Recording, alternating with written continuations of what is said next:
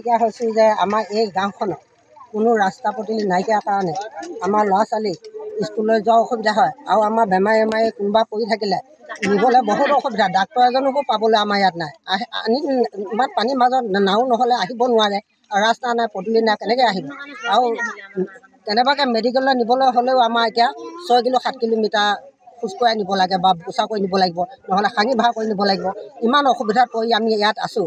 কিন্তু আমাৰ চৰকাৰ তেনেকৈ কোনো যে এই ৰাস্তা পদূলি বা দলংখনৰ নিৰ্মাণটোকে যে নিদিয়ে ধৰি, কিন্তু ভোটৰ সময়ত আহে গোটেই মহিলাক কোনোবাই 10 টকা এটা দিব, কোনোবা 5 টকা এটা দিব, তেনেকৈ তামোল এখন খুৱাই মানে ফুচলাই ভোটখিনি বিচাৰি আহিবলৈ অনুৰোধ সিহঁতৰ আহে ইয়াত অনুৰোধ কৰি। কিন্তু এতিয়া আমাৰ বৰ্তমানটো চলিবলৈ কাৰণে ৰাস্তা নাই, পদূলি নাই আৰু মানে দলং নাই। আমি কেনেকৈ এইখিনি মানুহ চলি আছোঁ, এইখিনি সমস্যাটো সেই খবৰ ল'বলৈ নাহে। সেইকাৰণে আমি এতিয়া এই ভোট বৰ্জন কৰিম বুলি ভাবিছোঁ। ইয়াত কোনো পাৰ্টি আহিলেও আমি অনিষ্টকালৈ ভোটকে নিদিওঁ। আমি গোটেই সিদ্ধান্ত কৰিলোঁ, মহিলা আৰু আমাৰ মতা বাপজনহঁতকো সকলোকে কৈছোঁ যে আমি কোনো ইয়াত সোমাব নোৱাৰে। আমি বেনাৰ আহিলোঁ, আমি এই ইমান অসুবিধা জেগাত থাকি সিহঁতক ভোট দি আমি ৰজা কৰিব নোৱাৰোঁ। আৰু নৱদলে চাওকো বাৰে বাৰে অনুৰোধ কৰি আছোঁ, তেওঁ এই জেগাডোখৰ দুবাৰ আহিলে চাবলৈ আৰু এতিয়া চাবলৈ অহা নাই। আমি কেনেকৈ কি পৰ্যায়ে আমি ইয়াত সিহঁতক ভোট দি জিকাম, সেইকাৰণে আমি ভোট বৰ্জন কৰিছোঁ, তাৰ কাৰণে অনুৰোধ কৰিছোঁ। তেওঁলোকে আজি এই যিটো সিদ্ধান্ত গ্ৰহণ কৰিছে, কি কাৰণে সিদ্ধান্ত গ্ৰহণ কৰিছে?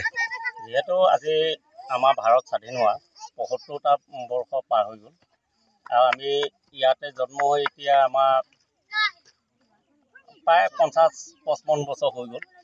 আজিলৈকে আমি আপোনাৰ এই 1 কিলোমিটাৰ এখন দলং আৰু ৰাস্তা, এই দুটা বস্তু আমি প্ৰত্যেক নিৰ্বাচনতে আমি প্ৰাৰ্থীসকলক অনুৰোধ জনাওঁ।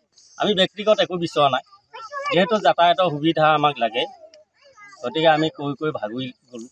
এবাৰ মই আপোনাৰ নৱদলে ছাৰক আনি এই দলঙেদি পাৰ কৰাই নামঘৰত তেখেতক গামোচা পিন্ধাই, ছাৰ তেতিয়া কৈছোঁ, ছাৰ আমাক একো নালাগে, আমাক ৰাস্তাটো দিয়ক, যাতে আমি এই গাঁওখনৰ পৰা আমি মুকলিলৈ যাতে অহা যোৱা কৰিব পাৰোঁ। কিন্তু তেখেতৰ এতিয়া আপোনাৰ আৰু 1.5 বছৰ নে 1 বছৰ আছে, 15টা বছৰ কাৰ্যকাল গ'ল আৰু এসময়ত তেখেত আপোনাৰ গ্ৰাম্য উন্নয়ন কেইবাটাও বিভাগৰ মন্ত্ৰীও আছিলে। আমি ভাবিছিলোঁ তেখেতে নিশ্চয় কথা ৰাখিব।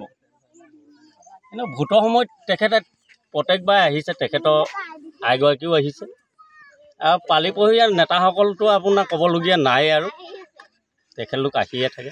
গতিকে আমাৰ এতিয়া এইবাৰ আমাৰ ৰাইজে সিদ্ধান্ত লৈছে, আমি লোৱা নাই, যে আমি ইমান বছৰ এনেধৰণে থাকিলে এখন আমি গণতান্ত্ৰিক ৰাষ্ট্ৰত আমি সম অধিকাৰ পাব লাগে।